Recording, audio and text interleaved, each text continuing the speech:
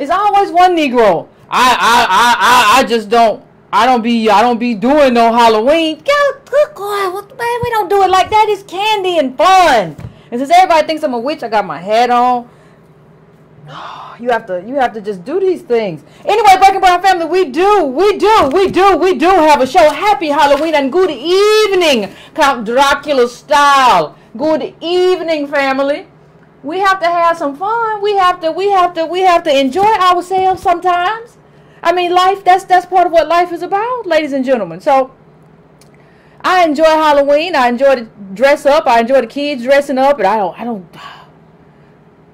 I enjoy all of that. But before we get started, please, if you have not gotten your libations, get your libations right now. It's Halloween, so do whatever you like.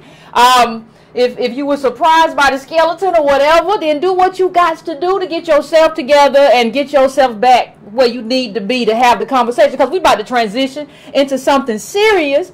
But you know, before we do that, we had to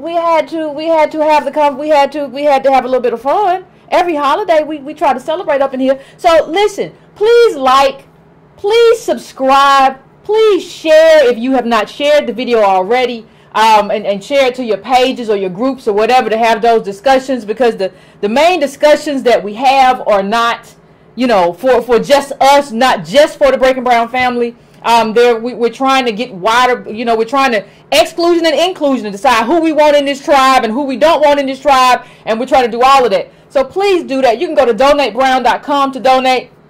You can subscribe to the newsletter. The description will be the link will be in the description. Also, I know that there were 30 minutes missing from the last video. I reached out to YouTube. They reached back, and I haven't looked at it in the last few hours to figure out if that was fixed or not. But I did know, and I did get in touch. For those of you who have been in touch with me, I appreciate it. Let's get into a conversation, ladies and gentlemen, and hit that bell so that you know when I come on. If you haven't hit that bell already, please hit the bell. So we're going to have a conversation, and we've had this conversation before. And let me just say this before we get really started. One of the great things about, well, one of the, like I would call it like a silver lining And you have to. Part of politics is trying to work with the silver lining. You don't just get to like sit it out. Like you get to look at a situation and say, what in this situation is good for me right now? What can I get out of a bad situation? What can be extracted for my benefit and the benefit of my group? So when we're talking about that and when we're talking about Donald Trump, what I'm talking about is we will never again, I don't think, in the next probably 15 to 20 years, have the kind of conversation that we're having about immigration, because we'll never have another president, even a Republican president, who will make immigration restriction part of their platform, because most of capital, and Republicans represent capital just like different sects of capital. So just like the Democrats are representing like Wall Street capital and Schumer, the Republicans represent another sect of capital. And you will never, I don't think, have a Republican president, and you know we won't have a Democrat, because Republicans want cheap labor. Like what they represent are corporations that love cheap labor. So I think this is and has been the best opportunity to have the conversation about immigration. It's a window.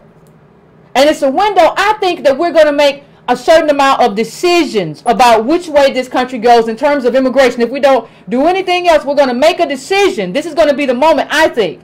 So I say all that to give context to what we're talking about in terms of birthright citizenship, in terms of the topic. In terms of the topic that we're having, right? So here we go. Let's put this up. Trump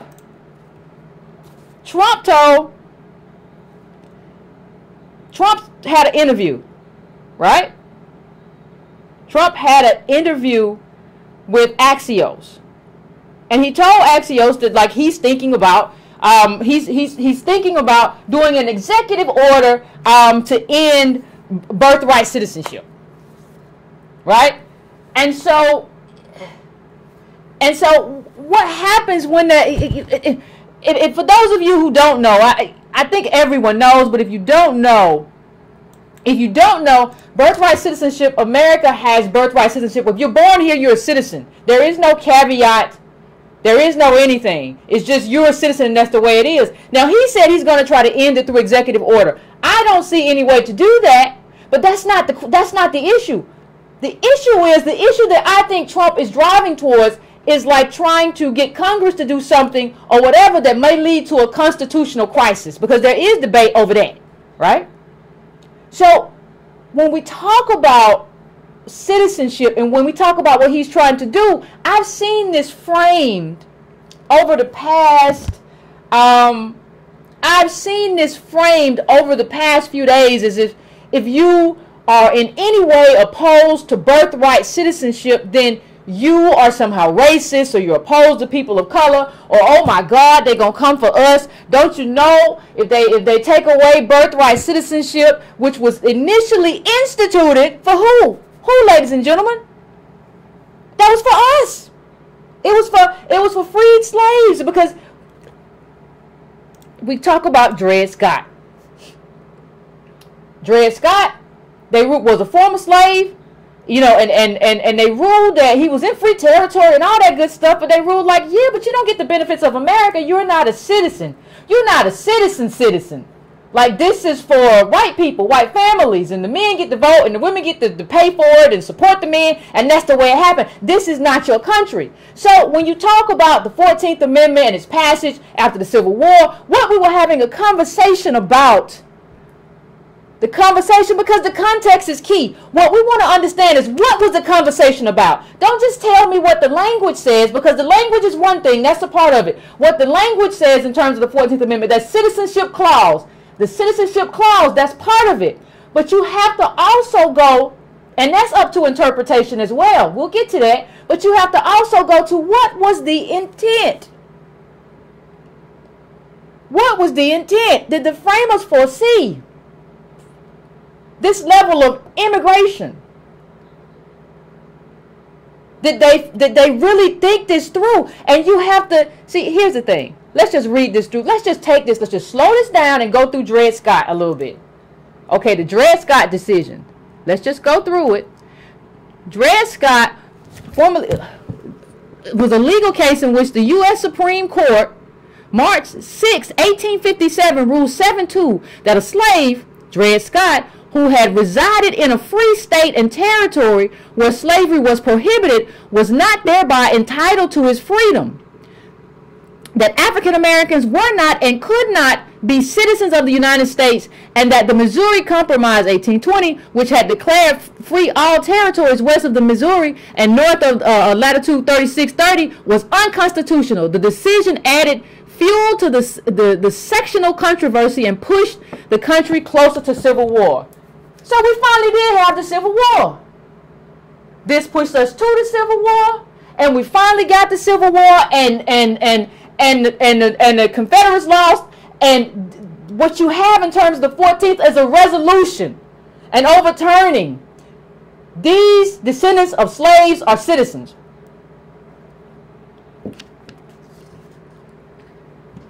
And that's why it matters. And that's why you can't just read that decision the way people are trying to read that decision. It don't work that way. It doesn't work that way. So let's compare. Let's have a conversation about it. This is just giving we're just going to ships coming in. When we talk about the 14th, so once you really come to understand what the 14th was about, the language of citizens is talking about a specific group of citizens. It's not talking about, there are not planes landing every day. There are not ships. There is not globalization. None of that is there. We're talking about how do we resolve these slaves being here? Like, how do we go about ensuring that they have some kind of rights? Now, we know that didn't really happen the way it was supposed to happen, but how do we do that? That's the question. How do we figure that out? That's the 14th Amendment. That's how we do it. And so there is, in my view, a misinterpretation of the 14th, and that was a I'm not going to get into it, but there was a Supreme Court case that came forward, and the decision after that just spread it. That's what happens with everything with us. Everything that's supposed to be ours just gets spread to everybody. It just gets spread to everybody. And so, that goes to everybody, even though that wasn't the original intent. And so you have two kinds. Let's go through the class real quick. You have two kinds of citizenship, just solely, and you have another one. Let's bring this one up, and that's blood citizenship. So you have soil. Let's just call it soil citizenship and citizenship by blood. Now, Trump said something, and everybody jumped on it. Trump said, "We're the only country in the world that allows people to come here and become citizens." And everybody said, oh no, there are a lot of countries that do the same thing. There are like 25 and 30, a lot of countries. Trump don't know what he's talking about. He done made a mistake. Okay, I get that, but let's look for a second at the countries that do that, and let's just have a quick look. And let's just read them off, shall we? We got Argentina, Barbados, Belize, Bolivia, Brazil. Canada has added a caveat. Costa Rica, Fiji, Grenada, Guatemala, Guyana, Honduras, Jamaica, Tanzania, Peru, Chad, Uruguay. Tell me what you don't see on that list. Can anybody, Breaking Brown family, I want y'all to tell me what countries you don't see on this list for the most part. Show of hands in the chat. What don't you see on this list? What don't we see on this list? I tell you what, I don't see a lot of on this list. I don't see a lot of Asia. Don't see a lot of Europe. Wait a minute. So are you telling me what Trump might have been trying to say is that most first world countries, most developed countries don't do citizenship this way? Was he saying that most, don't do Yeah, I think he was. He was saying that they do it differently, and they do. Well, let's just take for background. Let's just for giggles, everybody. Let's look at how some countries do it. Whether they do soil or whether they do blood. So we can go to Austria. Austria is based on the principle of jus sanguinis. Now, sanguinis is blood. When you see jus sanguinis, that's blood. When you see jus soil, that's soil. This is blood citizenship. In other words, one usually acquires Austrian citizenship if a parent is Austrian, irrespective of place of birth. You got to have a blood relationship to this country. You just can't come to this country and somebody have a baby, or you roll past the border, or you come here on some kind of, you decide that you want to come here on a birth tourism to have your baby here for a better life. That's not how citizenship works. You have to be anchored in some kind of way to the people, to the culture. That is blood. That's a blood debt. We talk about blood equity. I think Reggie called in with that. People talk about blood equity. They talk about you got to be blood. Now, wait a minute. That might be, before you say that, like, this might be an outlier. Like, well, I'm sure that's some kind of, something. That can't be. I mean, because it wouldn't make sense, would it? If a bunch of other developed countries did it this way, it wouldn't make sense to call us racist, would it? So we don't talk about them. It's even hard to find a list of countries that do blood citizenship as opposed to soil citizenship, right? Because nobody wants to talk about it. We just want to talk about how we're racist. So I'm not going to leave you with one example. Let's just go to the next example. Let's go to Iceland. It's based upon the principles of jus sanguinis. In other words, this descent from an Icelandic parent is the primary method of acquiring Icelandic citizenship. Birth in Iceland to foreign parents does not in and of itself grant Icelandic citizenship. Are they racist for that? Because every time I mention it, somebody calls me racist. So I want to know if are these people racist? Well, let's just go to the next example. Let's keep it moving. What was this one was that was Austrian. Let's go to Italian. Italian nationality law is the law of Italy governing the acquisition and transmission of Italian citizenship. Like many continental European countries, it is largely based on jus sanguinis. It also incorporates many elements that are seen as favorable to the Italian diaspora. Blood citizenship, people. Blood citizenship. Not you come here, not you pop here, not you have a baby here. Blood citizenship. Let's keep going. And we got the Irish, same thing. Irish nationality law is contained in the provisions of the Irish Nationality and Citizenship Acts 1956 to 2004, and in the relevant provisions of the Irish Constitution. A person may be an Irish citizen through birth, descent, marriage to an Irish citizen, or through naturalization. You can't just come and be a citizen. That's not how it works. That's not how it works. Even when you talk about Canada, I found something that says Canada does have a narrow exception to just soil. Like people say, well, Canada does just soil. They do soil. Well, this says they have an exception in that if neither parent is a Canadian citizen or permanent resident, and either was employed at the time by a foreign government or international organization in Canada, then you are not entitled to Canadian citizenship. If neither parent is Canadian citizen or permanent, listen. I don't know where we got this from. This idea that the people coming to this country are supposed to dictate the terms of citizenship. So you get to drive from a caravan to the southern border and tell me to let you in as a citizen and make demands. See, I don't know how we got here. You don't get to come to the border and then the Mexicans tell you, hey, we can give you, we can provide you a safe space, and you say, we want America.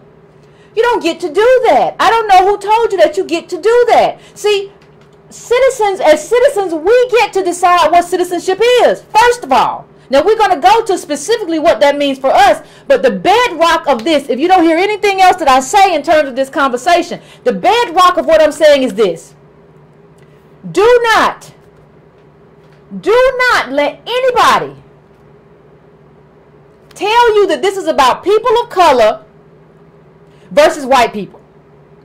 Do not let them make this about melanin.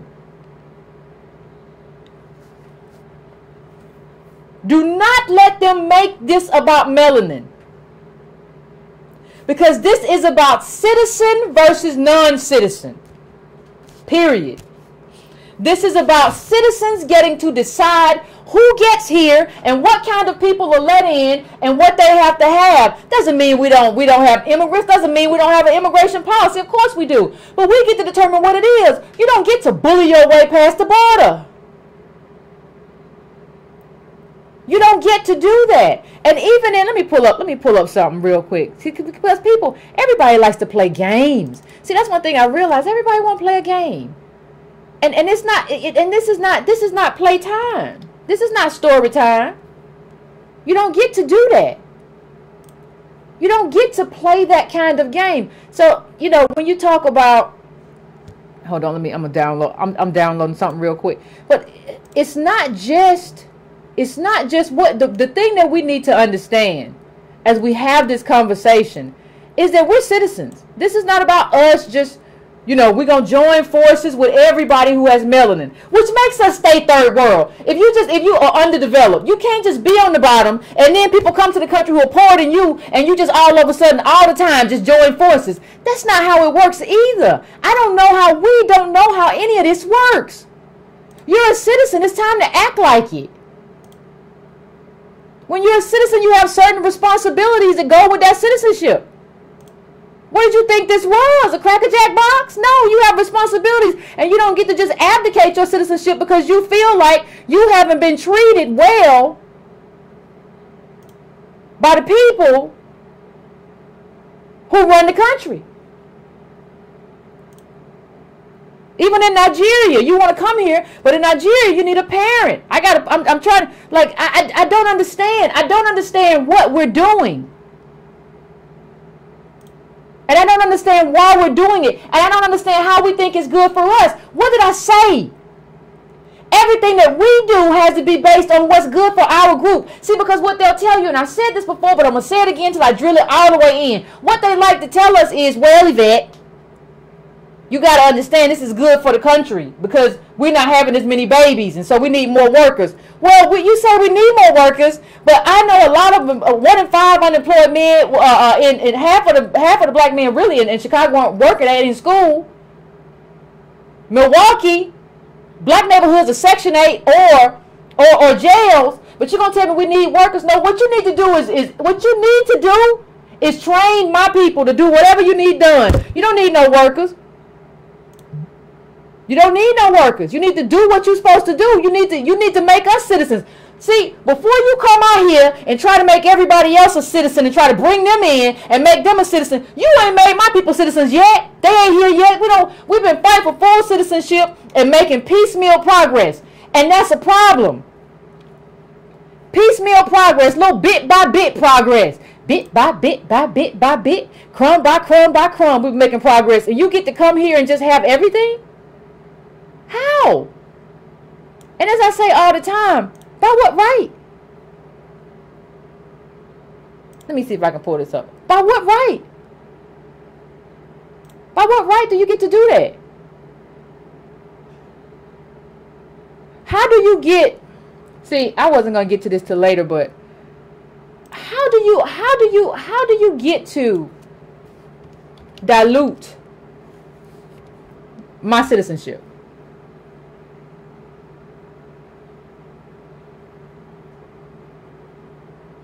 How? Because people say, well, Yvette, they're gonna eventually do this to all of us. They're gonna see if you let them go in there and do something with the 14th Amendment, we won't be citizens no more. They're gonna get rid of us too. So wait a minute. I want you to understand the logic of this. The people who are saying if you get rid of the 14th Amendment, or if you change it, or if we allow them to restrict it to just be us, if you allow them to do that, they're gonna get rid of us. Now, first of all, I know they can change all kinds of stuff, right? They can change. You can put. If you do that, you can put restrictions. But what you want me to do, is let all the brown people of the world in hopes that America don't put me out. So you want me to let all of these immigrants in, regardless of criteria. You want birthright citizenship. You want chain immigration. You want people to come like, and they just chain immigration when you come and just like, I need my family too. That's okay. You want me to do all of that? You want me to do all of that just so I can protect my citizenship? You don't understand. By doing that, you already gave your citizenship away, because it don't mean nothing. It don't mean nothing if everybody got it and if everybody can get it. It don't have no value. All those countries that I just listed for you, they know that. That's why they have restrictions on citizenship. They don't do that. They don't do that for a reason.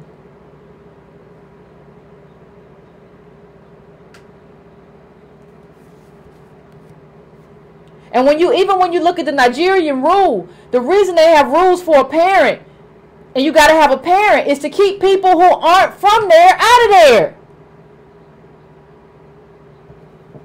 You can't do this. And let me tell you what you can't do also. You can't be the richest country in the world with a poor country at your border and just that's incentivizing them to come and have a baby. You're basically telling them to come on. You know why? It's not because Americans want to be good people or nice people. America ain't never been that. It's because you got labor.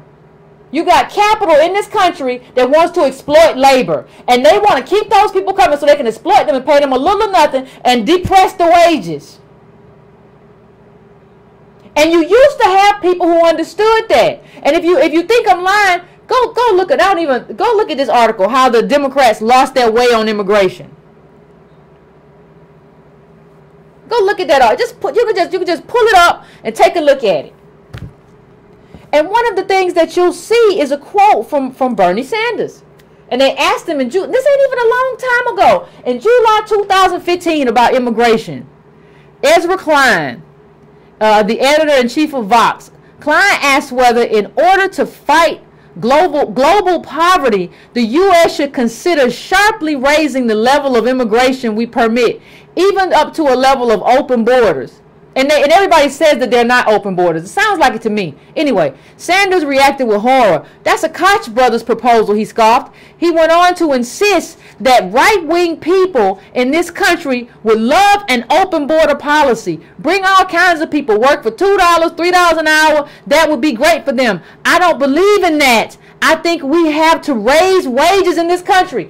So, because I agree with Bernie Sanders, who is the most leftist national politician that we've seen in the last at least 20 or 30 years, because I agree with him, I'm a racist or something. So is Bernie Sanders a racist? I'm just trying to understand. How are we defining racist and racism in this conversation? How? What is that? How he's saying that capital uses these people to depress wages. And it's true. Depress wages and dilute citizenship. They're not going to complain. We've talked about that. They can't complain. They're not citizens. You get rounded up. Sent home if you don't want to do it. Somebody else will do it. You can't do that. You can't be a part of a labor movement if you're not a citizen. You can't fight for rights if you're not a citizen, because you fight for rights that you don't have, because those rights are reserved for citizens. This is bad for workers. And the only reason Sanders doesn't say it anymore, the only reason Bernie don't talk about that anymore, is because he got bullied. He got bullied because Democrats realized one thing. Hey, you know what? We ain't got to be fighting white vote, this vote, that vote. We ain't got to do none of that. We don't have to do none of that. You know what we can do? You know what we can do? We can just get more Latinos. These Latinos can come out for us and we'll just be pro-immigration. We don't care what it means to Negroes and what they've been through. We don't care about them. No way. Let's just, give away citizenship. And part of the problem with that, fam, is this. You gave away citizenship. It's wrong to do it in general. But you gave away citizenship before you made us full citizens. Civil Rights Act, Voting Rights Act just happened in the 60s. We got voter suppression. We got all kinds of stuff going. We ain't even gotten our due. We haven't gotten the wealth. We haven't gotten anything. 400 years we still fighting. And why are we fighting? And why are we, let me just pull this up. Why are we on the bottom? Why are we still on the bottom? Because of everything that happened to us, because of systemic oppression, we're still on the bottom. You know how y'all repay us? Y'all repay us by flooding our community with an unending group of low-wage labor to compete with us. So not only do we not have anything, not only do we not have no money, not only do we not have no wealth, not only do we have poverty as our inheritance, not only do we have convict leasing, not only do we have mass incarceration at a rate nowhere seen in the world, 10,000 per 100,000. Not only do we have that, more men incarcerated than women around the world. Not only do we have all that stuff on our backs, you want to come in. You want to come in with all that stuff on us. You want to come in and say, we're going to flood your community with unskilled labor. You know who unskilled labor hurts? The people on the bottom. Guess who's on the bottom? It's us. It's always us. So what are you doing at the immigration rally? And it's not personal. It's never personal. It's never personal, not for me.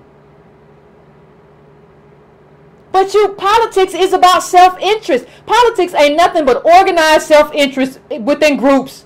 If you're a billionaire, it can be an individual self-interest. But in terms of who you are, when you don't have that kind of money, politics is organized self-interest. If you say you're not self-interested and you cannot be self-interested, then you don't understand politics. That's what it is.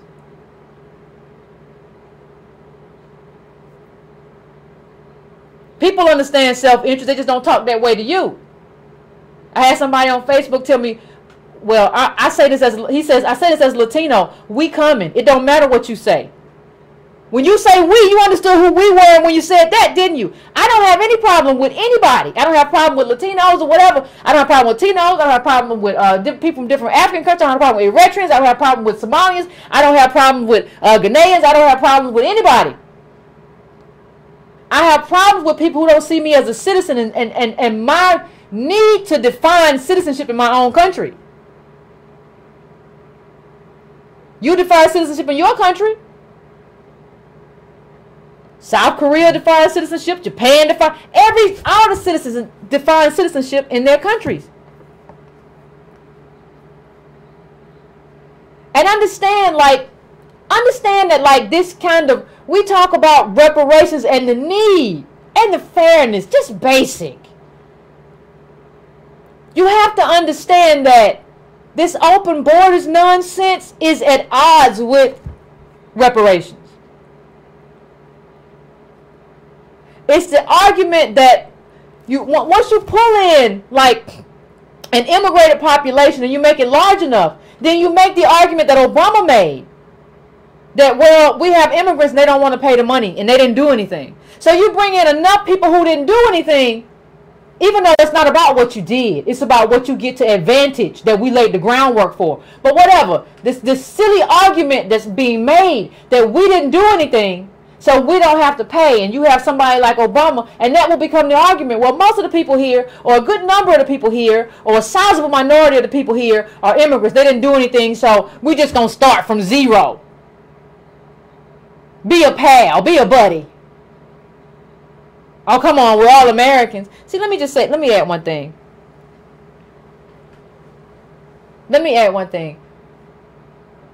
In terms of being in the richest country in the world, wealth is the biggest metric. It is the most consequential metric in terms of whether or not you get to experience a real, authentic American life.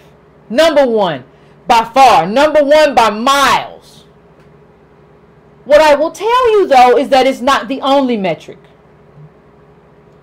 What that means is this. Timing is also a metric, and the time spent. Time is a cost. Time is cost. The reason parents get mad at their kids if they do everything for them and give them a bunch of money and the kid don't turn out right, I put time, I put investment, I put cost. We have spent 400 plus years, blood, sweat, tears, written books and papers, advocated, stops and starts and gotten congressional jobs after Reconstruction and then got them taken away, started business, had the business burnt down by mobs. All of this, convict leasing, mass incarceration, redlining, the biggest transfer of wealth amongst a large group in American history. And we got locked out of it. That has been our history. This fight, 400 years plus of us trying to get this. So That is our cost. 400 years plus. Time, 400 years plus. What does it mean if we do all of that? Hear me, please. What does it mean if we do all of that? 400 plus years trying to get citizenship, and you can just come here and have a baby and have the same thing. What does that mean? It means we're back to the space of us bearing the cost. And we're not just bearing the cost for white people anymore. That's what we did in this country in terms of the New Deal and slavery and all of that, white wealth. Now we're bearing the cost for immigrants. We bear the cost for everybody. Don't you get tired of just bearing the cost? Because everybody wants to make you feel bad. Oh, I feel so sad. I had so many people tell me that they said that they're not in favor of this. And I'm just really, really sad. Somebody said it to me. What is wrong with you? I don't care. Like, what do you say? What? I'm just really saying, like, I'm supposed to care about emotions. People are way too comfortable how they talk to us. Do you know? I mean, like, well, we don't ever say like, I'm really sad too. You know, I got uncle or bro. I can't find a job. We don't say, well, I'm just really, really sad. Like, that's supposed to mean something. You know, there are actually, I'm reading this, only 30 countries that do the practice of birthright citizenship. Only 30 countries, making the U.S. an anomaly. The United States is one of 33 countries around the world that offer citizenship to every person born in the soil. Among those countries, the United States admits the highest number of immigrants per year. The United States admits the highest number of immigrants per year.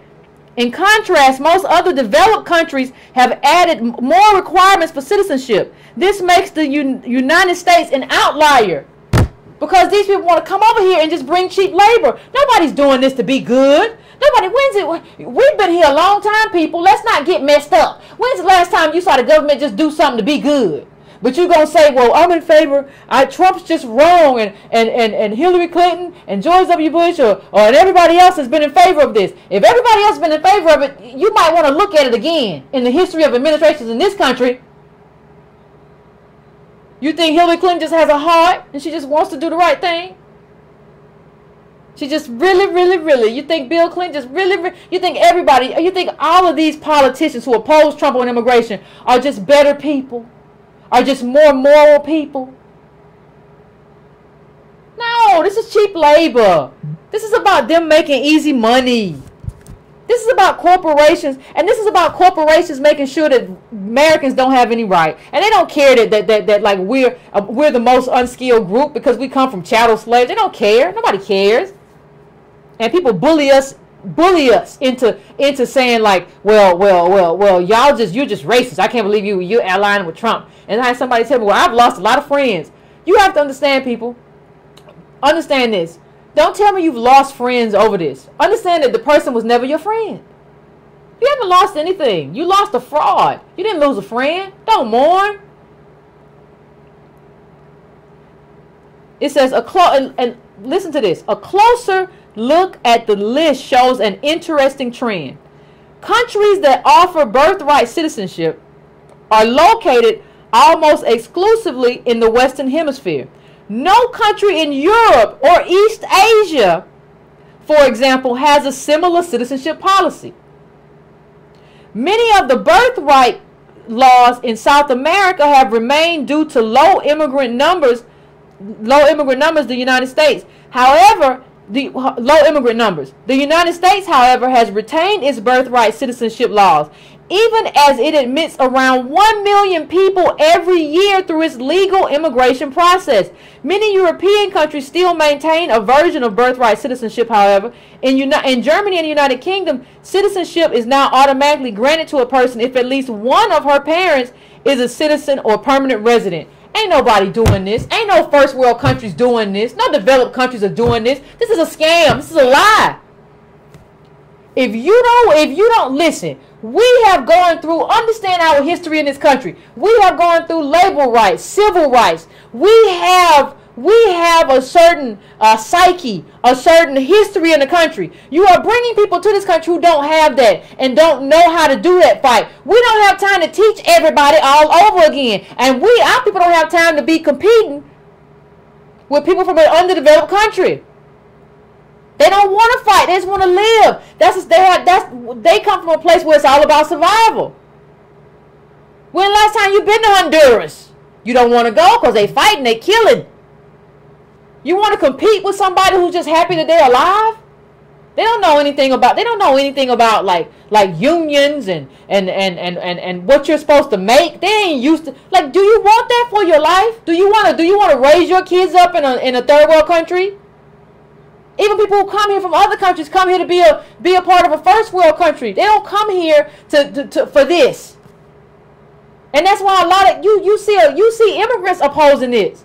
They didn't come here for this.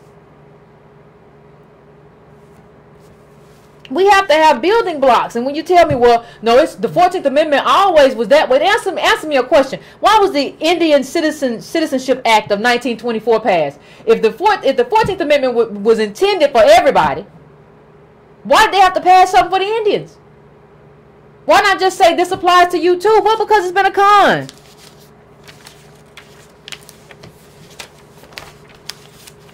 And you see what Duke, remember the study that Antonio Moore did a show about, the Professor Thornhill did this whole study about, they don't want any more black radicals at the schools. They want the raceless kid, the environmentalist kid, but they don't want the person who's concerned about race. But they're going to have all of that. It's just, it makes it so efficient to just shut you out. Ain't nobody fighting. They don't immigrants fighting for you. You're just going to be fighting for them. You just use as an entryway. And immigrants who come here, and you'll be surprised. Like, I get my emails of immigrants who understand exactly what's being said and why it's being said, because they come from countries that have their own restrictions and they understand the necessity of that. And a lot of them got in here the right way, and they don't want to be put upon by people who just came here and got in here differently. A lot of them don't want to say it in public, and I understand, fine. But everybody got to start saying stuff in public. Everybody can't be quiet no more. How you got an immigrant who came here and got their citizenship and did all this stuff, and you just come here and have a baby? And we get to determine that. We as citizens get to make that determination. Don't let anybody tell you, like, well, who are you to say that? Hey, listen. It's better me to say it than anybody. Do you understand who I am? Like, do you understand, like, what my people did to become citizens? Do you understand, like we define citizenship in this country in terms of how we basically forced this country to make us citizens over generations. What are you talking about? Like, who are you talking to? And why do you want your citizenship to be diluted? Why? And what's the, like, why can't we have a conversation where we relitigate this whole thing? We have to determine who we want to be, who we want to immigrate here. What's the criteria? Who gets excluded, who gets included? Okay, if you want to have a certain group, then, and you say you want them to work certain jobs. We see the H-1B visa people aren't working jobs, for the most part, that Americans can't even do. They're not doing that. They just do it cheaper. So y'all gotta go. You can't just do it cheaper.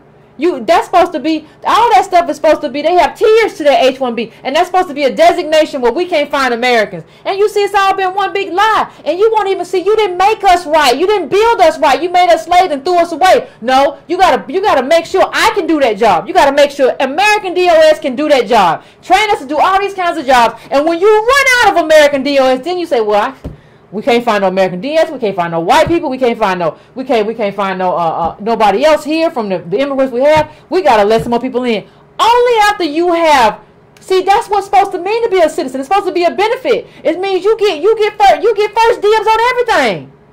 It don't mean they just bring in people and you ain't got no job and you sitting there looking. No, you get first dibs. What's the point of being a citizen in a rich country where if you don't get first dibs? If it's just kind of some straw poll nonsense. What's the point of that? Who wants to live through that? It don't make no sense. It just doesn't make any sense. And so as I, as I get ready to close out, you can't on one hand say to me that you want to protect your citizenship, but on the other hand, you're giving away citizenship like candy. That's not how it works. You can't do it that way. It don't work that way. Citizenship don't work that way. None of this stuff works this way. And it's not just Bernie Sanders who said that. You had Obama say, and this is from this article, right, that I put up. But you had Obama say, when I see Mexican flags waved at pro-immigration demonstrations, I sometimes feel a flush of patriotic resentment. When I'm forced to use a translator to communicate with the guy fixing my car, I feel frustration.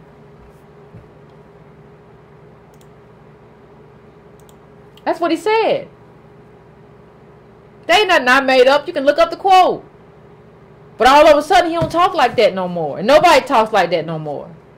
And now if you try to even have a conversation, now everybody wants to bully you into a position and just, the best way to try to bully somebody is you're a racist, you're a xenophobe, you just hate brown people, or you're just so selfish. You just have to get to a point where you're not going to be bullied. This change in the Democratic Party over immigration, there's not a consensus. This happened overnight. This happened overnight when they realized that there were enough votes, there were enough brown immigrant votes to like get them to where they wanted to be politically. And the thing is, see, this is what happens when America doesn't normalize us. Remember what I said, whiteness is about normalization. That's what it's about. America doesn't normalize us, but like white America, except for the very bottom, is normalized. So they benefit from the cheap labor, whether you have somebody keeping your baby, or whether you a nanny, or whether you have a corporation, or whether you lawn care, whatever, you benefit. Because you don't have to live around new immigrants, none of that. You just get to get cheap labor. We were never normalized to be American because we don't have American wealth. So we don't get the benefit. What was really supposed to happen is when you were supposed to get us up here, normalized and regular like everybody else, implode whiteness. These are just Americans, and everybody else who just came here is down here. And so we have different tiers. That's what all other countries do. When a new immigrant comes, they're not on the same tier as citizens. It's only us who are on the same tier as the people we're gonna compete with, and we're ushering in our competition. Yeah, we both unskilled, and you might take my job, but come on, you brown guy, you. No, that's not how it works. We have to decide okay. Let's talk to if you're in Manhattan, these little white ladies with the nannies, let's immigrate some people who gonna compete with you or your husband. Let's bring in some brown CEOs to compete with your husband or whatever business he has, and let's see how you like it. We can bring in all kind of immigrants. You wouldn't like that too much. You just want your nanny and your lawn care and all that other stuff. You don't want that though, do you? People coming here specifically, China. It's not just Latinos, Mexicans. Chinese birth tourism, pregnant women in California's maternity. Come on, man. These people, come in here, read the article, come in here just to have a baby. Stay at these little motels to have a baby and anchor yourself here. In the Asian countries, they don't have birthright citizenship. You just saw what I said. There's no birthright citizenship in their countries. So why do we have, but we're going to talk about how it's awful. It's so awful that we don't want to let them do this. They don't have it in their country. Are you asking for any kind of reciprocity? Are you saying, well, if you're going to do this here, we need to have it there. We can just come there and have a baby and be a citizen. No. We're just supposed to just do whatever. Do whatever. And this is illegal. Like, do laws mean anything? Like, this is illegal stuff. Like, you're not supposed to do this. Go to an Asian country and have a baby. You might get locked up. And this is not how we're not. See, the thing is, we've gone so far and we've allowed ourselves to be so bullied and so mocked, and so we don't even understand what we're standing for or standing against, and we're unwilling to like steadfastly stand in anchor ourselves in our own lineage. We just have decided for whatever reason that's not something that we're interested in. We just interested in whatever people tell us to be in. Somebody's brown or or whatever. That's fine. That's what we are. And I'm just telling you that's a problem. So I'm going to take a quick break, and 3-4 minutes, and then we'll get back, and I'll set the phones up, and we'll take some calls. All right, fam?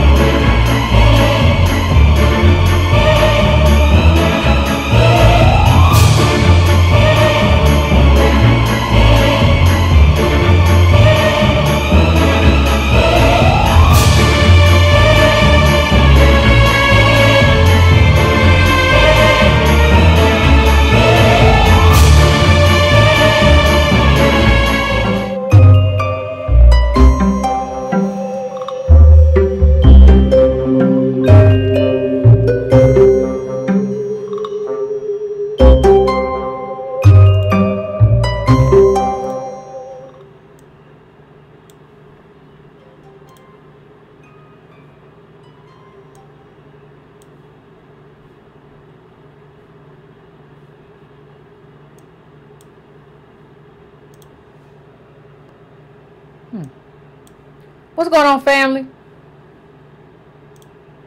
We're about to get to the phones. Is something still on? Okay. Well, we about to get to the phones. The phones lit up real quick. So for those who, I'm still hearing something. So for those who, tried to get through, I apologize. Because the phones just lit up real quick tonight. Wasn't nothing I could do. There was nothing to be done. I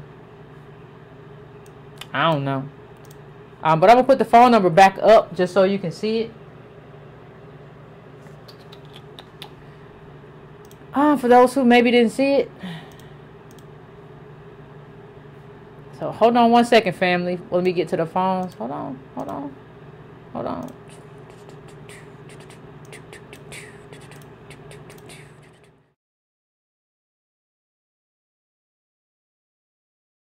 All right, fam. The next call we going to, the first call we going to, 585. 585, what's your name? Where you calling from? Hold on one second. Oh, here we go. What's your name? Where you calling from? And what's on your mind? This is Matthew. I'm calling from Rochester. And we're being played by both the Democrats and the Republicans. The Democrats are playing politics for voters, and the Republicans are playing politics for big business. And essentially, no one's looking out for us. No. I mean, how are our elected officials advocating for non-citizens more than us as U.S. citizens? I mean, it doesn't make any sense. And then you talk about capitalism and not having enough skilled workers. Well, I look at the lost workforce of people in jail, or even the lost opportunities of high school dropouts. And they never have to reconcile that with anything else because they can bring in immigration and H-1B visas and things like that, and never have to deal with the consequences of the policies in this country that continue to create those situations. And you think about, the Democrats, they abandoned Black America, and that's why they don't even longer count on our vote. And that's why, Trump says, when we say why should Black Americans vote for Trump, he's like, what do you got to lose? And that's the truth. But, clearly there are things to lose, but he's saying the Democrats ain't done nothing. And the Democrats ain't even reply to that conversation. So, you think about the last time the Black America had a voice was back when, Jesse Jackson came out with the Rainbow Coalition. And everybody else in that rainbow got what they wanted. And we still got left by the wayside. And so when it comes to this concept of, immigration and things like that, I'm with you. We just got to be selfish. And my statement to people is, my children come first. So if there's jobs to be had, my children come first. If there's educational opportunities to be had, my children come first. If there's mortgages to be borrowed, my children come first. And so I'm just so sorry to everybody else, but my children come first. My children come first. And your children come first because they're what? Citizens. Because they're your children, but they're citizens of this country. This doesn't, the thing is, Carl, this doesn't make any sense to me just because of who I am, right? Like, if I immigrate for whatever reason to another country, it's just a given to me. It's just a given to me that the people who, I always say, who have bones buried in that country. So if I go somewhere, like to an African country, and your country fought colonialism, I understand that, that ain't me, and, you're number one. So I don't understand, how everybody else, but I understand what's happening. I appreciate you, though, caller. Thanks for calling in. I think, I don't think what's happened, I think people don't understand that, there's an intention. There's an intention to create this into, Purple Lipstick said it great, in that Grapevine thing about this being a transient country. That's what it's set up as now. People can come in, corporations can get free labor, everybody can come in and go to good schools. The people who don't get the best of it are like the people on the bottom, and that's us. But everybody else gets to come here and treat this as their country and extract and go away. I can go do whatever. I can go to Mexico and start a business. I can go back home to wherever I'm from. I can decide to stay or I can decide to leave. I can send money home or whatever, or I can stay. I can do whatever I want to do. I got a lot of options. The only people with no options is us. That's a lot of consequence. That's a lot of consequence for people that come from slaves. No problem. Somebody said thank you for the book list. No problem. I didn't know. Like I said it before, but I didn't know. I didn't know that there was the Breaking Brown family let me know at the Angela Project in Louisville. There's a Goodreads list of books that we have talked about on this show. That's a Breaking Brown list if you want to check that out. These people kind of, when we talk about immigrants, they kind of root themselves through this like dual citizenship. How many of us have dual citizenship? You descend from a slave, and they descend from like export-import advantage. That's a problem. That's a real problem. Whether or not you feel like you want to face it today, or whether you tired or your knee hurt, I don't know. But it is what it is. I'm going to the next call. I'm going to 706. 706. What's your name? Where you coming from? What's on your mind? What's up, you guys? This is Gary Slam calling for North Carolina A&T. What's going on? How you been? Oh, I've been doing just fine. I tried to get into your call earlier last Monday, but my phone cut off, so I was unable to get to you. Okay. All right. So what's on your mind? My whole perspective on the subject, it kind of is sort of different, but sort of this whole issue with American citizenship has been an issue since we first got off the ship. When the 14th Amendment was passed, it was specifically for us, but people don't understand, like, Frederick Douglass even said the same thing, quote, they'd rather take some immigrants over you. It's always been that way. Malcolm X said the same thing. Nobody has to make a poll on an American, but everybody has to try to make freedom. So it creates that dilemma of what W.E.B. Du Bois called dual conscience, which is you're in conflict. Your American identity does not belong to you, but at the same time you were born here. And I feel personally the same way. Although I was born here and I have American citizenship and I have expressed it, I really don't identify myself with that. I really try to find ways to get from it because I've seen it and it's frustrating to me, and I don't have a pessimistic view. I have a pessimistic view on this. I don't have the optimism, which is sort of they're gonna make us whole. That was never their intention. Yeah, but see, the thing is, here's the thing about that. It was never their intention for us to like do anything but die out. Like even after, like it was never their intention for us to be anything other than slaves, right? And like we don't have, sure enough, like we are the bottom, right? But like I said this before, like I'm sitting here right now, like surrounded by like a few $1,000s worth of like equipment, right? But that wasn't the intention. Broadcasting about race, that was never the intention of the slaveholder. So what I'm saying is that this thing is slow going, but what I'm saying is that everything matters, and like everything you do and everything you advocate and every position you hold pushes that ball forward a little bit. Now you won't even see it. Like the thing that we have to own is that like our lifespan is 100 years or less for the most part. You're not gonna probably see it. Like, but you gotta do it. Like King died in his 30s. Malcolm X died. How old was Malcolm? Like 30s. Like you don't see it. You might not see it. That don't mean nothing. No. Like you just push for what you know is the right thing to do. That's why I don't get caught up in optimism or pessimism or which way the wind is blowing. I don't get caught up in none of that. Like, because if I was a slave and I saw what was happening, they was hanging people that ran away and they had all the power, I'd have been just like, it's easy to be just like, they gonna hang us forever. Ain't no way we gonna ever be no free. What Negroes running around talking about free for? So I feel like regardless, like I know I've said this before, and I don't want to be a broke record, but I feel like regardless, your job is to fight the fight. I think the best way for us to think about ourselves as American DOS is like soldiers. Like our job is to be on the field, the battlefield. You got kids, you got different generations, and I don't even have no kids. I could just be like, well, I'm gonna opt out. I'm finna perm my hair and do some light skinned negress BS, right? But I think that's the responsibility. You stand on the shoulders of people who fought, so you fight. 100 years is all you got. You go out there, you fight, you do your best, you pass the baton. That's what you do.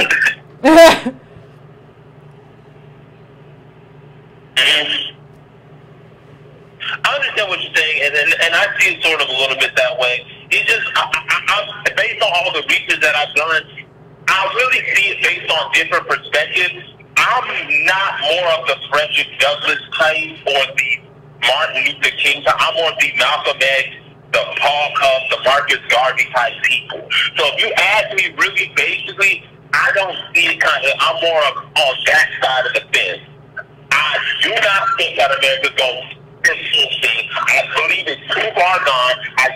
Even if we tried really hard, they tried really hard to reverse it on this. Their whole intention was, listen, if you ain't doing it, just get out the country, we can care less. And I'm at the point where I'm just done with it. But thank you for letting me call in. I just want to get my perspective about it. You know, this is going on since the 1800s. All right, no problem. I appreciate you calling in. My only pushback would be like, as long as you here, and as long as you got people that you love in this country, you can't be done. You can't be done.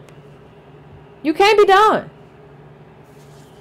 You can't, like, I think what happens is that, like, people get so frustrated with the burden and the yoke of blackness that they want to be done, which is perfectly understandable, but you can't be done. Like, it's in your life all the time. It is a part of your life all the time.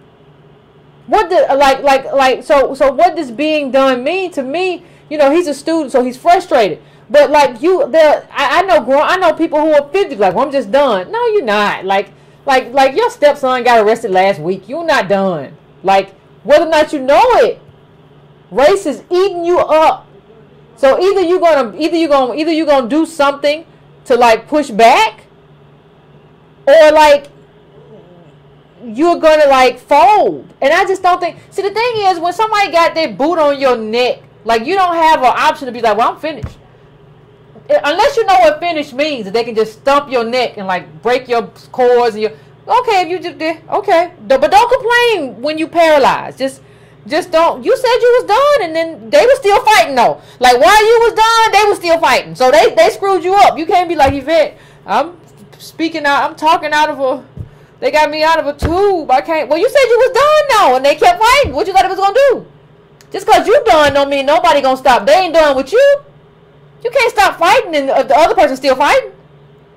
The other person still punch you in the head. You can't be like, well, I'm finished. I'm tired. I'm so tired. I don't even feel like I ain't even want to be a part of this fight today. I got brought here. And I'm tired. I'm gonna lay down. But they still fighting.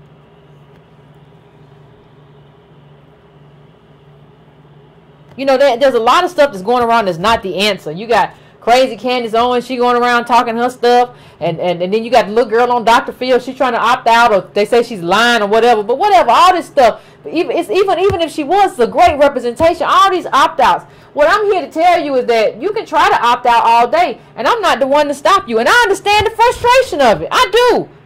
You can't opt out. You in the fight. You can't be on the battlefield and be like, I'm gonna take a nap. I ain't even with all this running around and bayonets and shooting and gun. I want to nap. That's not how it works. That's not how the battlefield works. You do that and you're going to wake up whatever the next life is, honey. Anyway, I'm going to the next call. 786. 786, I'm coming to you. What is your name? What's your number? Where you calling from? Hey, this is Demetrius calling from Lake Marion. Florida. What's on your mind? What's on your mind? Hey. So I want to start off by saying that I was born overseas. I was actually born in the Bahamas, and it took me about 20 years to become a citizen. So I definitely understand. I'm like one of those people like who are kind of frustrated that people can just kind of skip in line on citizenship. And by the way, I just want to say the Bahamas, they allow birthright citizenship, so you can go there and have a baby, and the baby is a Bahamian citizen, so don't be mad at me. I'm not upset at you at all. Yeah. And my siblings, you know, they're citizens because they were born here. But I earned my citizenship through naturalization. And so with that said, you know, I want to say that I agree with President Trump,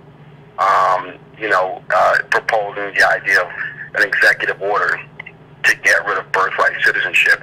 And it's funny because we were talking about it today at work, and some guys where I work. It's like I work in Texas. It's a lot of Indians and all that stuff. And that's what they were talking about today at work. I mean, they just started a random conversation, and we started talking about it. And it sounds like they're real scared, and President Trump kind of got them shook. So and another part of the conversation we were talking about were the H-1B visa holders, and saying how you have the vast majority of these jobs, these tech jobs that are taken by H-1B visa holders, but yet you have American citizens who are, coming out of college and still can't find work. I mean, this is coming out of the mouths of people who are immigrants themselves. Yeah. And so, and I think I want to conclude this just by saying, what I would say as an ally to the DOF community, I would say, you don't have to feel sorry for, other immigrants out there. I read the Ta-Nehisi Coates article on reparations, and he brought up a very good point, saying, you know what, if you're an immigrant and you come to this country, you should assume the burden of American citizenship and Absolutely. American identity. Yes, Absolutely. being an American has great perks to it, but it's like a marriage. When you marry America, you take the bad with the good, for better or worse. So you get all the nice perks, but like Ta-Nehisi Coates said, you also inherit the debt, and the debt, the most expensive debt of this country is American slavery. And so when someone like Obama says, yeah, it's not fair to other immigrants to have to pay for the price of reparations, yeah, but that's part of the marriage agreement, for better or for worse. And so I'll just end it with that, and thanks for taking my call. No problem. I appreciate it. I agree with what the caller said, and I appreciate allies. But and see, here's the thing I say. What he's basically saying too is that you can't do a la carte. You can't do a la carte citizenship. See, like, we can't do it. You can't, like, I want you to try to pay your taxes right now and say, I want to pay my federal tax, but I don't want to pay for the military. Whatever was part of the military budget, you take that out. And I also don't want to pay for agriculture. I don't want to pay for whatever. So whatever portion of the national budget was agriculture that may have been included in mine, like federal tax, whatever, like all that stuff you take out. And then you can't do that. They'll look at you like you're crazy. You don't do a la carte. You don't get to decide what you want to pay for and how you want to pay for it. That's not how taxation works in any country. So I don't even know, this whole thing of immigrants might not want to pay is just the most stupid thing. And Obama's a stupid man for even saying that, even putting that out there. Like, it's the dumbest thing. Nobody does that on anything. You can't say whether or not, you have Republicans who are opposed to welfare. That's fine. But they can't say, well, I'm not going to pay all my taxes. I'm going to idle line this thing down. And I'm going to figure out, based on all this stuff, how much of the budget was used for tax. And I'm going to proportionally look at my own tax return. And I'm not paying that because I don't want to pay that part. That's not what you get to do.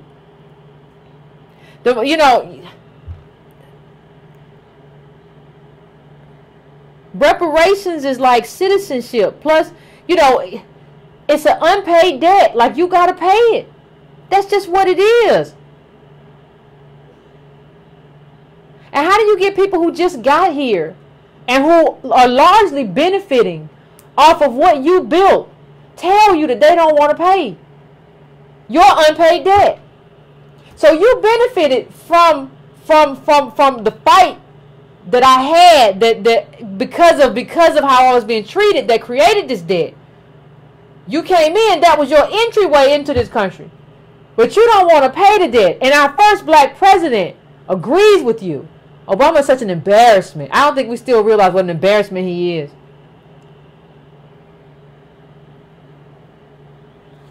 And that's why reparations is so at odds with birthright citizenship. It is what it is. Everybody can feel how they feel. I don't really care. I don't have nothing for your feelings. Let me go on to the next call. I am going to 317. 317. What is your name? Where you calling from? What's on your mind? Hey, Vet. Hey, make sure you turn down your background. Oh, I'm sorry. Just 1 second. Uh-huh. Let me turn it down. Okay, can you hear me? Yep. Yvette, can you hear me? I can hear you fine. What's going on? Okay, great. Hey, yeah, I was called in about 6 weeks ago, and I was telling you about my son and being on the bed and his weed charge between him and his white friend and all of that. Oh, yeah, I remember. I remember that. Yeah. So, yeah, you know, I was listening to your show tonight and everything, and it just resonated with me so much because he's off the bed now, trying to get a job, but he still has all of this that he has to pay. And I'm a nurse and everything, and I was talking to some co-workers and everything. Some are American DOS, some are immigrants, and some are white. Okay. And, you know, some of the white nurses kind of spoke up and were like, well, you're not going to help him pay that, are you? I was like, well, until he gets a job, I mean, you know, he's only 19. It's my responsibility to, well, I wouldn't do that. That's what she had to say. And I just mildly asked her, like, well, but don't you pay for your grandbaby's child care? I just walked away. I mean, it's just such a scam, and I just want to thank you and Tone for kind of just clearing the smoke. We've been played over and over and over again. Obama, I mean, well, we've been played since we got here, but I mean, you know, with Obama and then just all of this immigrant game and everything. And you're right, I was looking up on Google trying to help my son find a job, seeing there's all these jobs that don't necessarily require a college degree that pay good money. I mean, that like pay as much money as like what I make as a nurse. Somebody was telling me that at Costco, they make good money and everything. So I took my son out there because it's getting ready to be holiday season here in Indiana and everything. And, you know, all the immigrants pretty much have those jobs gobbled up. But you're right, I see what you're saying about how they have to fix us. But, see, they don't, you know, along with some of the other callers, they don't want to fix us. They have no intent of paying the debt, but they know what's going on. Because just like I was talking to them about my son's situation, I didn't tell them too much, but you see where everybody is coming from and how they're kind of circling their wagons, getting their ducks in a row to try to basically, you know, fend for their own. Yeah, I definitely see it. I definitely see it. But let me just tell you one thing. Your story, a lot of people talked about your story. Your story was so powerful though that when I spoke at the Angela Project, I played your call. And I led into my speech at the Angela Project about what you and your son was going through in terms of what that says about America at this juncture for American DOS and the limitations and the cost. Yeah. So yeah, I remember that story. They don't want to find jobs for young black men. They don't want to train young black men. They just want to prison young black men. Because I was thinking about what Tone said about the people who were building the prisons somewhere down south. And he was like, that warden was like, where am I? Mississippi. You know, yeah, Mississippi. Mississippi. That's the game and that's the plan. But we got to fight back. We just have to, you know, they're trying to box us and lock and box us in a corner. But we just got to come out swinging. Yeah, you don't get to not swing. Not in being part of my group. We're going to throw you somewhere. You got to be a part of that group. They got bad arms. You got to go. They can't swing either. You got to go there and be over there. But it's got to be something for something. You know, ain't no more you get to get my vote and then I don't get nothing. Wow, I'm done with that game too. Yeah, so, you got to be specific. And we got to be specific. And thank you for using my story. And if it helps somebody else, if it inspires somebody else to fight, then, you know, I've been asking God, Lord, why did I have to go through all this? But maybe this wasn't in vain if it helps somebody else. Well, appreciate it. I thank you. I think it did because it was so clear. It was so clear what happened. I don't know if you all remember her story, but not only that, like the white friends and what happened to him and how he was the one. Like if you don't, I mean, there was such a clear story. So it was such a story that talked about how we are eating the failure and she's eating the failure, and you know for you know this family, her son are like the failures built in, and it was a story that really touched on that, which was, you know, very good to kind of share that out to like the crowd in terms of this is what, I don't know what y'all living at, but this is American DOS life right now, and it's intentional. So I appreciate it. I appreciate you for the story, and I did use it because I thought it was powerful, and I thought it was indicative of Black life right now. I am going to 917. 917, what's your name? Where you calling from? What's on your mind? Hi, Beth. This is Stacy from North Carolina. Hey, Stacy. I'm pretty good. How about you? Good. I'm enjoying your show as always, and I thank you for the hard work that you put in. Thank you. You know, I'm just thinking about this whole thing about the birthright citizenship and how it really impacts us. And I have to admit, you know, initially, you know, I didn't have the position that I have now, and that's because of listening to you. And, you know, really getting educated on this immigration issue. And to me, you know, I like to break it down into simple terms that people can understand when I'm having a conversation about this. Okay. And a lot of people can understand that if your great-grandparent, and for us, you know, they came from slavery, but even if their great-grandparents, you know, I'm talking to a white person, and they're immigrant, and they were able to get a piece of land and put a home on it, make a homestead. So, you know, that's the toil that your great-grandparents put into it. And then your grandparents maintained that homestead, that home, that land, and improved on it. And then your parents did the same thing and improved on it and improved on it. And then it gets to us, and what happens is now the government comes in and says, oh, by the way, that's not yours anymore. The immigrant needs it. So you got to go. So all the toil that your family has put into building your, you know, improving your land, farming it, doing whatever, just building this place for your family is no longer yours. Because now somebody else is coming in and taking over. And by the way, this immigrant can come in, you can be pushed out of your home, and this immigrant is going to reap the benefits of what your family did for centuries. And that's what we did for America. And so we're being pushed out of the way. You know, anything that we built, we're not, you know, being given the credit for it. And even when it comes to the education, you know, yes, it's a big scam because you have all this college debt.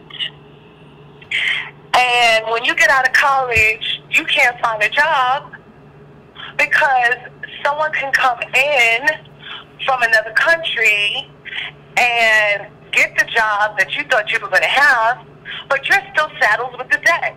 The government doesn't want to hear about, well, I can't find a job. No. Not for me, they don't. They don't want to hear nothing from me. You know, so it's just really interesting when we can't get the concept of being self-interested. Well, how would you feel if somebody came knocking on your door tomorrow and said, you got to leave your house. It's no longer your house. We need it for an immigrant. You got to find your own way. So, you know, it's a you gotta figure your stuff out. You gotta figure your stuff out. Yeah, how would you feel? Exactly. And I just hope we wake up. And I want to thank you for spreading the message. No, thank you. I appreciate you calling in. Thank you. But I think okay. I appreciate it, fam. Yeah, I think that's it. Like I see, the thing is, we want to be like, but we want to behave like foreigners, right? Like we want to be like, well, this country ain't never done nothing for me. Like, so, like, or this country ain't done enough for me. Like, because this country, your lights come on because of, you know, because of government. Everything in your life is happening. So it hasn't done nearly enough in relation to our contribution to this country. But don't go around saying nothing. Like, nothing is a real bridge too far. It's a real bridge too far. And I think we do that too much because we're angry and because we're upset. But like being angry and upset doesn't necessarily give you like the wherewithal to try to pretend as if you are not a citizen of these United States of America. You are. And as if there are not certain rights that you are owed in these United States of America. There are. And I think we have to kind of like, we don't want to ever really own that. But like, I don't know that we don't understand, like, this is a big problem. This is a really big problem. 310, I'm coming to you now. 310, what's going on? Yeah, well, so I didn't even plan on calling in, but I kind of wanted to call in to flesh out what the last caller said a little bit more. I'm gonna make 2 points real quick and then get off the line. This is Tone Talk. So, if you can pull that chart up again, the timing chart, because I think sometimes what happens is we all trying to digest things, and I understand it, but you can't. This is a problem, though. It's like sometimes you gotta be honest, like with what you know, and when what you know makes you digest things in a way where you really didn't digest it at all, then it's still a problem. Meaning, it's not just the fact that your family worked as slaves. It's that they changed all the rules after they said, we gonna stop making you slaves. See, that's like, it's so much. Basically, what's happened is you need a buffer to be American. When I say a buffer, you need your parents to leave you $100,000, $150,000. I'm talking about if you're gonna jump and live a decent life, top 30, 35%. So Black America sitting around as a group, saying that they want to project their kids into lifestyles that are top 25% of America easily. But they don't have $150,000 given to them, and they don't plan on giving their kids $250,000. So it's all set up to collapse. But the way that you got that money was, if you look at this chart, you got that money in the 40s, not today. You can't get it today. I don't care what Boyce Watkins says in his classes. I don't care what Jay Morrison says in his Tulsa real estate. We still waiting for the results on that. I don't care what anybody says. If you look at this chart, this is the same chart we've shown you before, but it's with the third line, which is the top 9.9. Again, let me explain the chart. So this chart shows three groups. It shows the bottom 90, the top 0.1. The bottom 90 is basically this black line. The top 0.1, I think, is this gray line. And then you see that there's a third line that's never in the other chart. That's the 9.9. So this gray line and this top line are all white people. Like a very few black people, like Oprah, LeBron James, Stephen Curry. I don't know why we know these people. They're so small in number. But basically, it's 10%, almost all white people, white families. Our family is in the black line, but at the bottom part of the black line. But the key component that I'm saying to you is, there's a section in this black line from 1940 to about 1980 that your family needed to make some money so that you could be American today. So whether your family didn't make money because it was stolen or because they was black and shut out of unions or whatever it is, now today you gonna say it don't matter what happened back then, and I'm just gonna make myself American through wishes and dreams. And you wonder why your marriage don't work or why you frustrated at your house. And my point is just to say, in a lot of ways, I think you got to step back and understand it's not just like trying to digest it and chew it in the small parts. It's looking at it on a macro level and saying, this shit is crazy, what they done did. The system they created. Now you drop in that right when this thing starts going down, Ronald Reagan's elected, Ronald Reagan enters deregulation, but also you have the Immigration Act coming into full effect. It's the first time you see black immigrants in mass. You know, when they say that the Caribbeans were here in the 60s, it was like trinkles. It wasn't until this chart goes right down in 1980 that you see your African immigrants up here. Now, I'm not saying that the African immigrants caused this chart to go down. It's deregulation, it's immigration law from a number of countries, it's mechanization. But what I am saying is they cover up the fact that if you looked at American DOS since 1980, it's my belief this group has collapsed. If you took out the Caribbeans and the Africans, I believe this group has collapsed. And I'm saying to you, that dimensionality plays into the whole thing of you understanding why your family is struggling so that you can understand why birthright citizenship don't make sense to your family. Now, the other thing I'm going to say to you is, the other thing, Yvette, that I see is a lot of people don't travel. And I'm not just talking about like travel to do commerce, not just travel.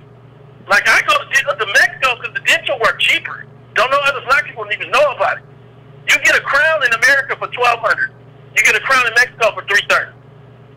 A porcelain crown. Actually, all porcelain crown in America is more like $1,600. $1,500. You go to the Western Dental, which they got all across the country. It's a dental mill. So they get poor people in the chair. Then they say, no, our crowns are $1,900, and then they give you a credit for it. But understand, in Mexico, it's $330 for a crown, cash. So my point is just to say, I was just in Mexico yesterday. I was in Tijuana yesterday. I talked to the driver. You know what he told me about this caravan of Hondurans? They don't want them there in Tijuana. They said Tijuana is full of IT people. They do tests. They don't want everybody in Tijuana work. That's what he told me. He said, we don't have veterans. Now, he said this in a kind of a broken English, but I'm translating. He said, we don't want this here in Tijuana. But you don't know that because you don't go to Tijuana, but you got a viewpoint on citizenship and immigration and everything else because you're trying to digest it through your church or through your soul or through Martin Luther King Jr. All I'm saying is that some of us need to step back and understand what we don't know. And really, we need to start respecting academia, respecting experience, and understanding that there's a game being played much bigger than us. That's all I want to say. All right. Appreciate it, Tom. Appreciate it, Tom. And I don't even know, like, I don't even know if we're trying to digest stuff in small bits no more. I don't even know if that's the thing. I think sometimes what happens now is just like, you ever been sick and you ate something and then, like, it come out of you like water and you just be like, that ain't right. Like, that ain't supposed. Like, I don't even think it gets absorbed into the system. Like, I've had so many people to say stuff to me, and that's not what I said. You weren't able to really kind of piece of what I said was kind of basic. You weren't ready. Well, no, you said you didn't digest it. You just pooped it out. Like, it didn't even go through your. Okay, so I do agree, and I think, you know, I don't think we understand, like, how other people feel. We digest everything through, like, Anderson Cooper. We digest everything through, like, MSNBC and what they tell us to think and what they say is right, and because it must be right if it must be right. Like, if Trump is for it, like, it must be awful, and then we just oppose to Trump as opposed to, like, let's have a real conversation about citizenship and what it means and what it affords us and what it affords me. So I'm going to the next call right now. I am going to 202. 202, what's going on? What's going on, Alexander? What it is. Ain't nothing. Your favorite race. You done piss people off, Alexander. Oh my God, man! You don't want the immigrants come here. They just kind of come here and get. Let me tell you, I got some great immigrants allies who will tell you the truth about how all this stuff go down.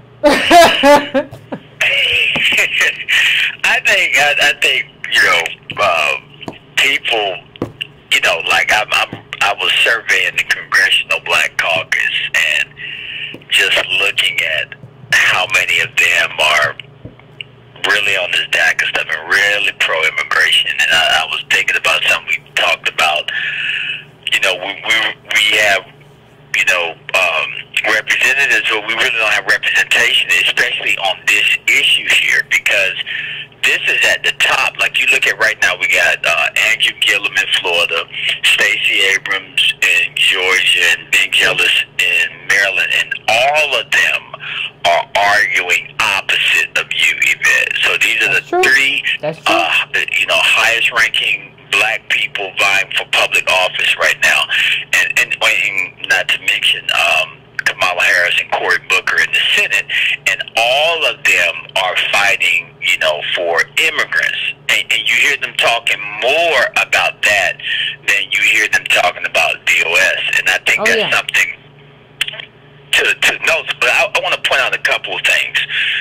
All right, so people don't understand, like, we don't think about how is it that we have immigrants that are able to come here, get into Harvard, get into all type of universities on affirmative action programs and have a greater representation than us. We don't understand how immigrants come here and have a greater representation. I believe in the small business loans. They get more of those loans than we do. We don't understand how immigrants come here and often are able to go up the ladder of upward mobility quicker than us. You could make the argument that immigrants have a higher status than us. I remember looking at, I don't know if you guys remember when the George Zimmerman trial, but the vote that ultimately, it was one vote that was holding out that was being manipulated on the jury. It was 5 white women and 1 Hispanic woman. And the Hispanic women voted with the white woman to acquit George Zimmerman. And I remember looking at the interview and just listening to her words. She later came out and said that she regretted it. But when she was in the jury room, she was clearly siding with white supremacy against black life. And I see that time and time again in the criminal justice system. In the Akai Gurley case, which is the case where the black male was shot in the stairwell in Brooklyn, New York. I don't know if everyone remember that, but he was shot by an Asian American police officer, Peter Lang. Yvette, how in the world does that case get transferred to an Asian American judge? Now, I want y'all to think about this. This is what that said to me, is that Asian Americans have gotten such a foothold in this country that they are actually able to control outcomes in certain places on par with white people. You have a hard time getting black men and black women on a jury where a white police officer is at trial, but you can easily get an Asian American judge, to handle a case against an Asian American officer who kills a black man, and then after, luckily they got a conviction, then the black district attorney basically said, we're not going to move for any jail time. And so I think about that. What that said to me was the power of, what happens when people get a foothold in this country. The judges from South Korea and the officer was from Asia as well. And so you get, you can look at numerous places in this society where immigrants have a stronger political force in the powers that be than we do. And there is something wrong with that. There's something wrong with that. But you're looking at, you can say, looking at the diminishment of our citizenship, or you can say that it is the illustration of what never was. And I think that is, that is very important. You said something earlier ago that it just shook me to my core when you said that how are you going to argue for citizenship for somebody else when we haven't been given full citizenship? And I thought that was very powerful, because it's no way no sane black person could be arguing for this, when it goes against your own best interest, when you are not even able to enjoy the full benefits. And then lastly, I think a lot of black people need to realize that immigrants are not here to join you. They are here to replace you. I think, and I said it again, they are not here to join you. They are here to replace you. And it's even happening in black areas. Go over to Clark, Atlanta. Go down to Albany State. Just pick some random HBCUs and look at the percentage of international students that are creeping up on the roster. Because you have less black people that are black DOS that are able to pay full sticker price. And so you have immigrants that are coming with the full thing. Howard University has a ton of immigrants there now. Clark Lane University has a ton of immigrants there now. So even our black institutions are falling for this nonsense. And I don't know, like, I don't even... Well, because they broke. I don't even think that the... Because we don't have the wealth. The people in power... Say it again? I said we don't have any wealth. See, if we had wealth, we would have a whole class of people who could pay sticker price. Like, robbing us of wealth has really left us handicapped. Right. But even then, when HBCUs were founded, black people couldn't pay sticker price back then. No, we've never been able to. That's the whole point. We've never been able to be American. Been able to pay sticker price. So it's people need to realize this immigrant issue is like this. Can I come live with you? Like, do you have enough resources to let me, my wife, and our family come live with you? Like, you don't have enough resources to do that. There are limited a number of resources in this country. So if you say, people from outside can come here, where do you think those resources are going to go? Black people ain't getting them already. We already ain't getting them. Yep. And so if you let more people, like, where do you think it goes? So you're diminishing the value of the little citizenship that you have. The little citizenship that you have, you are devaluing it. And I think I think Yvette, you did a show some time back. I can't remember if my memory is escaping me, but of the congresswoman, I think it was a black congresswoman or city councilwoman who people in her district had hookworms, like black people had. Yeah, Sewell. Terry Sewell. Yeah, Sewell. So, and she was on TV, DACA. And so I just think that we have to get to the point. I really couldn't find that W.E. Du Bois said something very powerful. I can't remember. I guess you kind of hit on it when you were talking about what immigrants meant for me. I wish I could find that quote, but he said something very similar to what you said a minute ago about arguing for citizenship when we don't have ours. So I just wanted to touch on that, and I really hope that people are taking what Yvette is saying, to heart. And just to clear something up real quick, because I saw people, last time I called it, people were ripping me for saying I'm a racial fatalist. They used to call you Alexander the Great, now they call you Alexander the Fatalist. Let me say this. In order to be, Na'im Akbar distinguished between being a slave and being in bondage.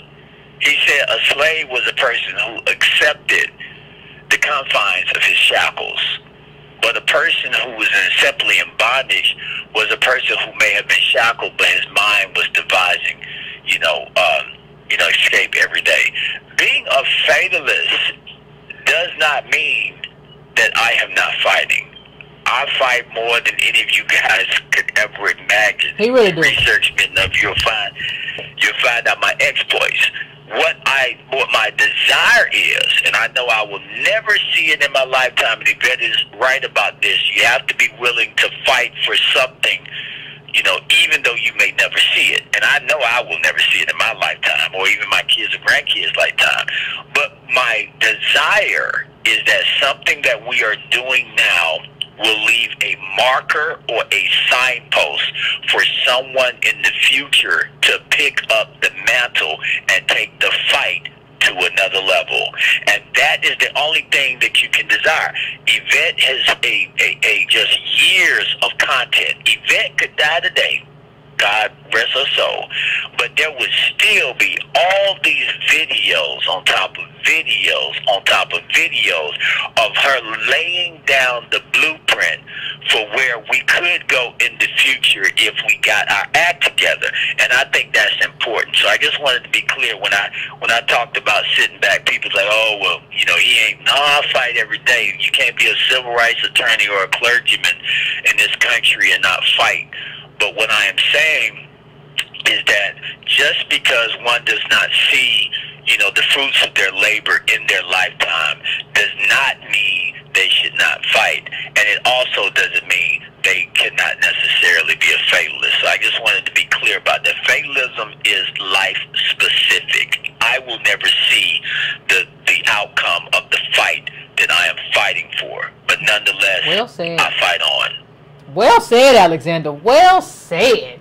Well said. That man is an orator. Happy Halloween, Yvette. Oh my God, Yvette, that intro was off the chain. That intro was off the chain. I'm happy you enjoyed it. What the hell is this? Do I have the right YouTube channel? I was trying to get now.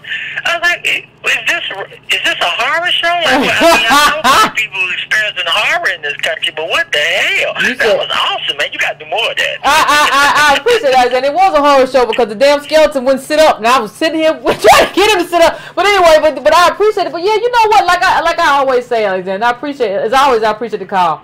But what I always say is that listen, everybody want all this stuff, like. You know, and we, you know, you drive yourself crazy. You got to fight the fight. We all out here, Alexander fighting, I'm fighting, Antonio fighting, Breaking Brown family fighting. But like even in terms of the Halloween stuff, sometimes you got to take a moment and just have a little levity, have a little fun. Have a little fun with your pet. Have a little fun with your kid.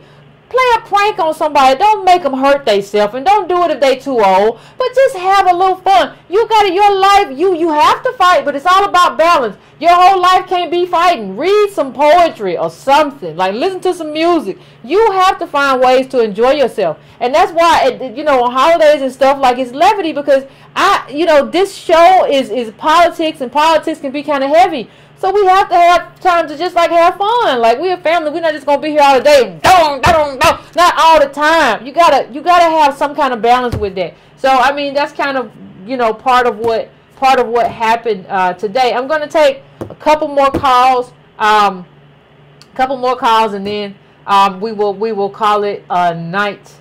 I am going to 757. What's your name? Where you calling from? What's on your mind? What's up, Miss Yvette? You gonna What's going on, Look, I'm gonna try to tie this in real quick so you can get somebody else in. I want to hit about 4 different things. And Alexander left me one of them. Okay. Talking about passing on and leaving mild markers and stuff. You getting soft. The young person that called in and told you about they don't know if they can get in it because they ain't gonna never give us nothing. I'm kind of like Maya Angelou. When people reveal themselves, believe it. He's self-identified. He's not a warrior. He's an anchor. So you need to just tell him, thanks for the call, and let that Negro go. He young, though. Otis, he young. We can't do the young. He young. We just got to teach the young brother. Wait a minute. That's what I'm saying. But your time is valuable, so let me make some sense to you, because I'm going to tell you where I'm going with it. You made the point that to get critical mass, you only need a certain percentage of people. That's true. When people show you that they've taken Mitt Romney's advice and self-deported, leave some Negroes outside. He might catch up later. And here's my point. I don't know how many times he may have listened to your program, but he gets a chance to call in. And rather than ask you a question so he can clarify something, he tells you about his feelings that he ain't going to see it. Here's an analogy I use with young boys. You mean to tell me if you're in a relay race and you run in the first and second and third leg, you're going to sandbag because you're not the one that crosses the finish line. Get the hell out of here. What I got to do? Break this down to some Lion King shit for you? It's a circle of life. You have no guarantee how far you're going to go, but it's your responsibility while you're here to advance that ball as far as you can, and then your descendants or your seed or someone who sacrificed for you in the past will not have done work in vain. So if you can't get that, I'm going to tell you another one. Alexander hit on it, talking about the black woman on that jury. I made fun of her over and over because you know what she had the nerve to say? Get this.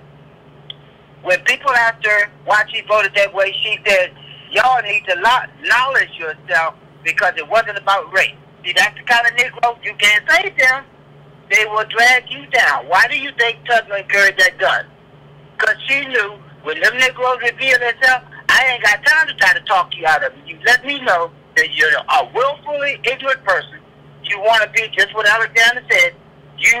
You're not just a slave, you're a willful slave because you ain't even understanding you're in bondage and you ought to be working to get out. So you can't save them. And I'll tell you, what I tell you, my life now, I've gone over with people and I tell you repeatedly, I'm a logical thinking person. I spent 65 years here and I've tried everything that they told me to try, and I've had a fairly good life and been around the country in some parts of overseas. But it ain't about me. It's about me advancing the ball so my children, my friends, my loved ones, offspring can have a better chance of making it and achieving full citizenship, privileges, and rights. Now, if you talk about the immigrants and migration, let me tell you what I've been telling some of these experts. You're just xenophobic. Let me ask you something. If you really cared about them damn immigrants, you know what you'd be doing?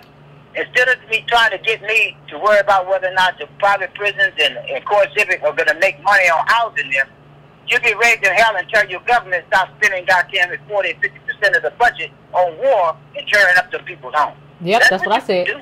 Then you can send some NGOs down there and help them. Don't be telling me about what's wrong with me, because I say that you need to take care of me. Don't see, it's a logical fallacy.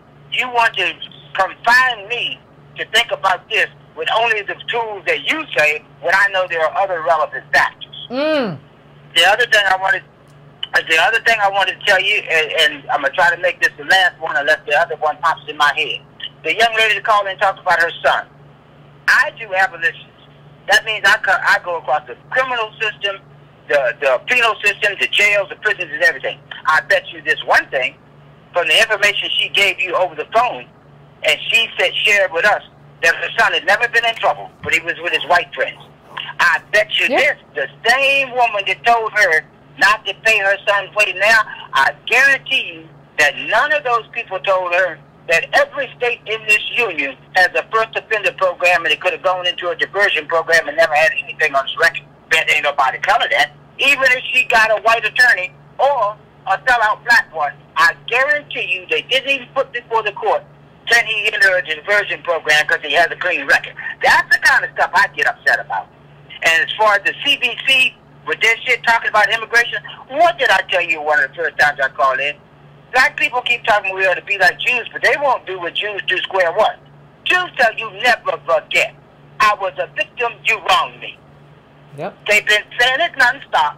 They do not accept anything, and when you tell them why, they close their damn ears until you get the hell on. That's why I say to you, black or white, when you say I have a grievance rooted in facts and truth, and somebody tries to explain to you, just like I said to Obama, and I tweeted this butt about that, you're going to tell me that you don't want somebody to pay for me to get restitution, but you signed the bill making Jews get some more money, and they end up being from the Baltic states. They had a damn thing to do with me.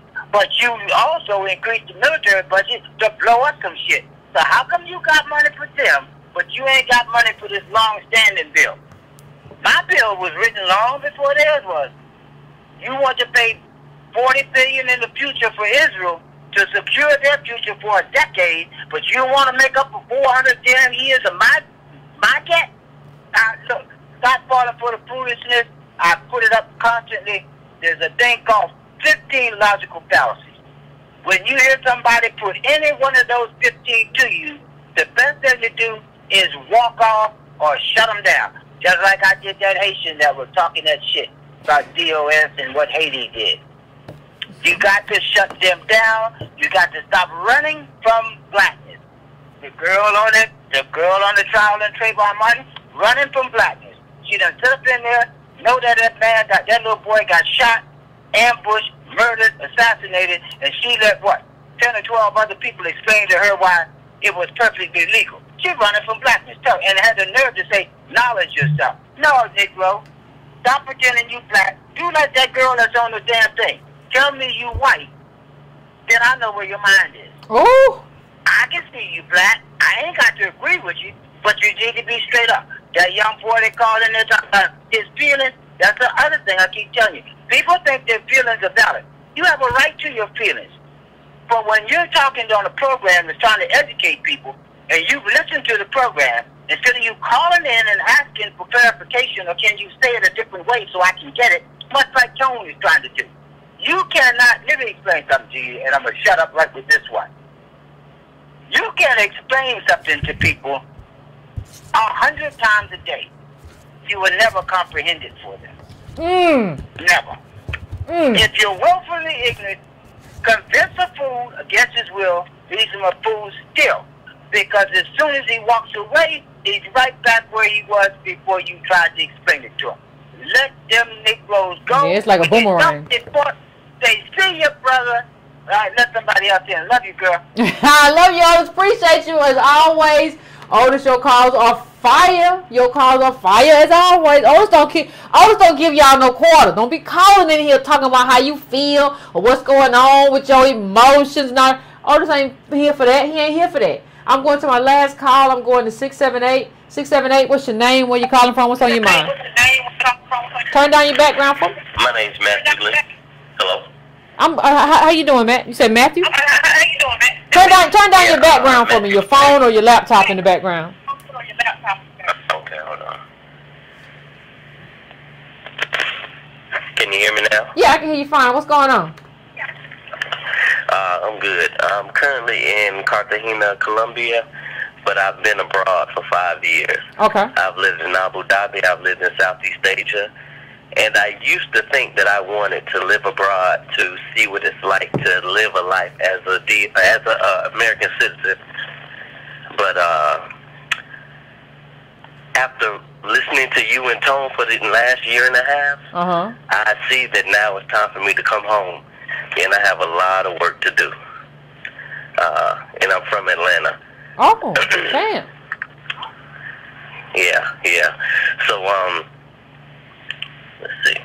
I have a few points that I want to make. Okay. One of them is, I think, as I travel around and I see all of these other countries and cultures, we need to come together as a people and just start living in communities of like-minded folks. We have allowed our society to separate us and feel like we need to be individuals. But as an individual, you can't get anything done. We need to come together. You in the military or you work? What you doing? Let me ask you a quick question. I'm just nosy. I just have to ask you. Go ahead. I used to teach. I was teaching in the States, and then I was frustrated because I couldn't move up. Okay. So what I would do is I learned about teaching in Abu Dhabi. Okay. So I began, so I left that. I left the States and then went to Abu Dhabi and taught. And then once I was there, I needed a break. So then I began to travel around and live abroad. So, yeah. Okay. And then also, the world looks for us, American DOS. They're looking at us to see how we handle our situation in America. All of you call them people of color, the people in Africa, they all look at us, they look up to us, and they want to see how we handle our government. So we have to, I feel like we're going to have to embarrass the government into doing right by us. We're going to have to consistently be loud and let the government know and let the people around the world know that the government isn't doing us right and that we're not going to take it. So, yeah. All right. Well, thank you, fam. I appreciate you calling in from, and trying to do the work. I appreciate it. I sure do appreciate you. Thank you, fam. Yeah, we all callers from everywhere. Thanks for calling tonight. I appreciate everybody that called in tonight. It was and happy Halloween. But listen, fam, there was something I was going to say. Oh, in terms of when you read the Ta-Nehisi Coates reparations article, he called it. He used two words that were very, very important in that article: plunder and kleptocracy. And it really just goes to like like when you watch superhero movies or whatever, how they all have like these origin stories, right? These superheroes, whatever. And like everything derives out of that. Like we have our own origin story, and we were here to we weren't brought here to be citizens. We were brought here to create a life, for create an economy for this country, create a global economy for industrialization off of the free labor, right? So that's what our origin story is failure.